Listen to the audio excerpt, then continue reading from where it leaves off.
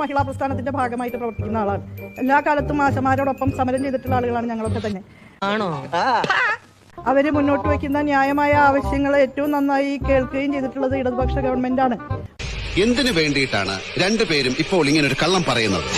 Kerala government അതിന്റെ എല്ലാ സാമ്പത്തിക പരിമിതികൾക്കുള്ളിൽ നിന്നുകൊണ്ട് തന്നെ മികച്ച ഒരു സാഹചര്യം തന്നെയാണ് ആശമാർക്ക് വേണ്ടി ഉണ്ടാക്കാൻ ആഗ്രഹിച്ചിട്ടുള്ളത്.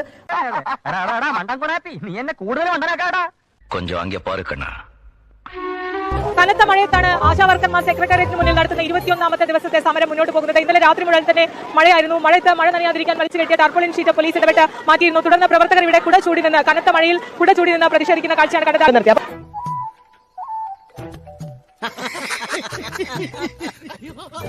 അവര് കേന്ദ്രമന്ത്രി അവരുടെ സമരപ്പന്തലിൽ സന്ദർശിച്ചപ്പോ മണിമുറ്റത്താവണി പന്തൽ എന്നാണല്ലോ അവര് പാടിയത്.